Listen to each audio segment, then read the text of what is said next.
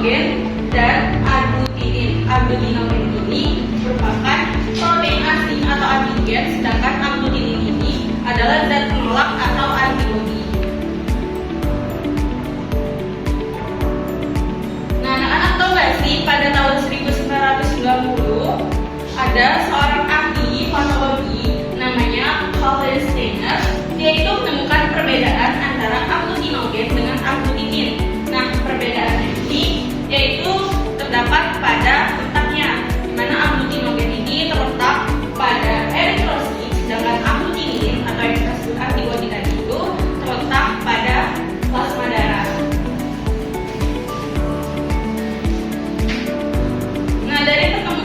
Dari penemuan tadi dikemukakan lagi oleh dia, yaitu sistem darah ABO yang membedakan darah menjadi 4 golongan, yaitu ada golongan darah A, B, AB, dan O. Selain sistem golongan darah ABO ini, ada juga yang namanya sistem resus. Sistem resus ini dibedakan menjadi 2, yaitu resus negatif dan resus positif. Resus negatif dan resus positif ini berdasarkan ada atau tidaknya antigen resus pada eritrosit atau sel darah merah. Nah, masuk ke golongan darah. Golongan darah kan tadi udah ibu sebutin, ada golongan darah A, B, AB, dan O. Golongan darah A ini mengandung antigen A dan antibodi anti B, sama golongan darah B mengandung antigen B dan antibodi anti A. Lalu golongan darah AB mengandung antigen A dan B, tidak mengandung antibodi. Kebalikannya, pada golongan darah O ini mengandung antibodi A, antibodi anti A, dan antibodi anti B. Dia tidak mengandung antigen. Ini bisa kita lihat. Misalkan kita punya sampel darah. Nah, sampel darah ini kalau ditetesin sama serum anti A, anti B, anti AB, ini kita bisa tahu golongan darah kita sendiri itu apa. Misalkan sampel darahnya ini diteteskan oleh serum anti A, dia akan terjadi penggumpalan atau aglutinasi tadi. Lalu ditetesin serum anti B, dia tidak menggumpal. Ditetesin serum anti AB, dia menggumpal. Maka golongan darahnya adalah A. Kalau misalkan sampel darah ditetesin serum anti A tidak menggumpal, serum anti B ini menggumpal, serum anti AB menggumpal, maka golongan darahnya adalah B. Kalau misalkan sampel darah ditetesin serum anti A, anti B, anti AB, itu dia menggumpal semua, maka golongan darahnya itu adalah AB. Kebalikannya, untuk golongan darah O itu ketika ditetesin serum anti A, anti B, dan anti AB, yaitu tidak terjadi penggumpalan. Nah, golongan darah ini berkaitan dan berperan penting dalam transfusi darah, di mana pada transfusi darah ini ada yang namanya donor sama resipien. Donor ini orang yang memberikan darah, sedangkan resipien itu adalah orang yang menerima donor darah. Dalam transfusi ini harus diperhatikan, karena kalau misalkan kita tidak memperhatikan orang yang diberi darahnya itu, maka akan dapat membahayakan tubuhnya.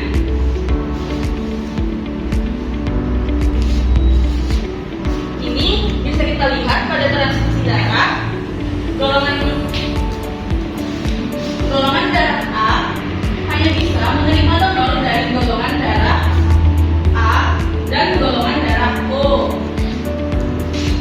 Sedangkan golongan darah B hanya bisa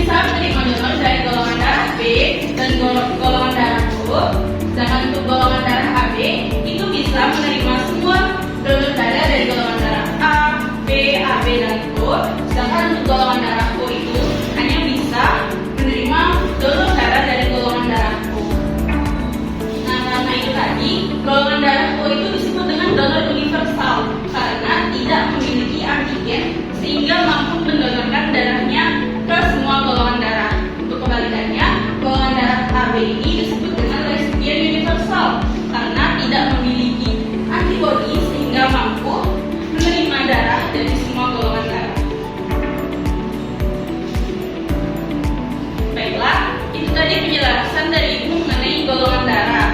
Untuk selanjutnya ada yang mau ditanyakan anak-anak? Apakah masih ada yang belum dipahami?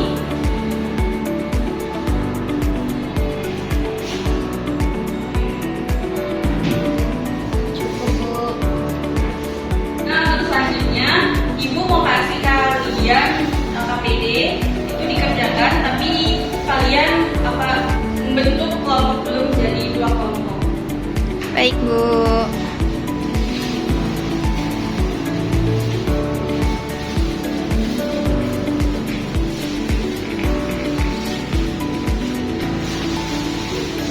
Ini dikerjakan ya, kalau misalkan tidak ada yang dimengerti bisa tanyakan kepada Ibu. Setelah itu nanti jawabannya dipresentasikan ya. Nah,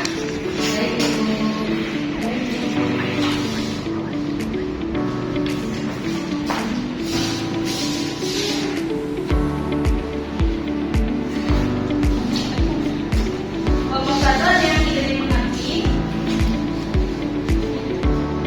Ini kalau ada menjawabnya ada anak ini ada.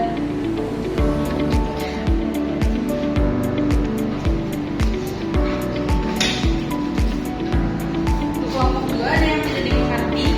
Mengerti, Bu. Pintar ya. Mengerti. Oke, Ibu kasih waktu 5 menit ya. 5 menit cukup kan untuk isi? Kalau udah silakan dipresentasikan ya.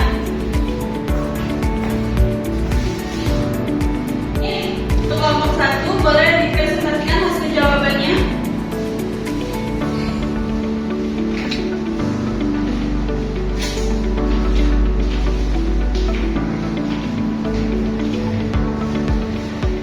Baiklah, kami dari kelompok 1 akan mempresentasikan hasil diskusi kami. Untuk pertanyaan yang pertama, mengapa setiap orang memiliki golongan darah yang berbeda? Jadi, perbedaan golongan darah itu terjadi karena adanya antigen yang berbeda pada permukaan sel darah merah, seperti antigen A dan juga antigen B.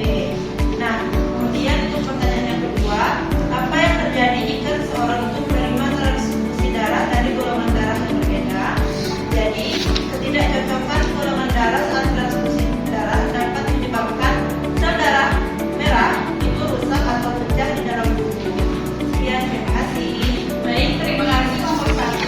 Bisa beri aplaus dulu jawaban kelompok 1. Selanjutnya kelompok 2 silakan mempresentasikan hasil jawaban.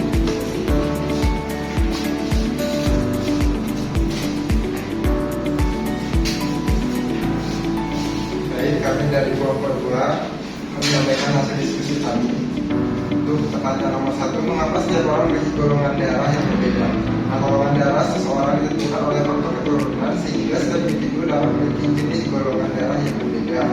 Lalu yang kedua, apa yang terjadi jika seseorang menerima transfusi darah dari golongan darah yang berbeda? Transfusi darah yang berbeda golongan dapat menimbulkan reaksi berbahaya seperti demam, gangguan ginjal, bakteri. Baik, terima kasih kepada kelompok 2. Selamat beri aplaus untuk jawaban dari kelompok 2.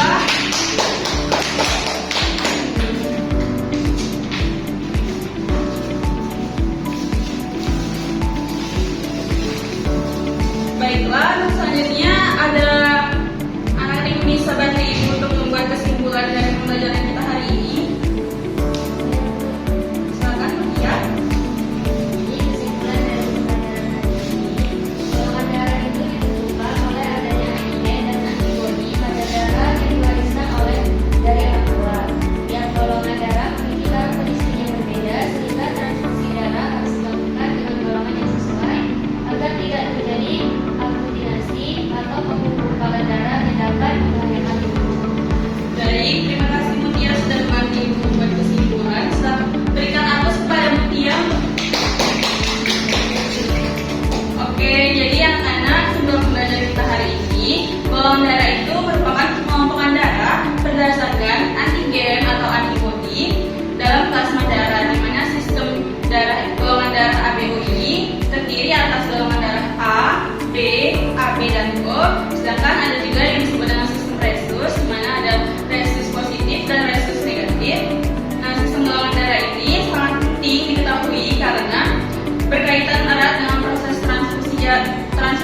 darah. Jadi kalau misalkan darah antara donor dengan resipien itu tidak cocok, maka akan terjadi aglutinasi atau penggumpalan darah yang dapat membahayakan tubuh.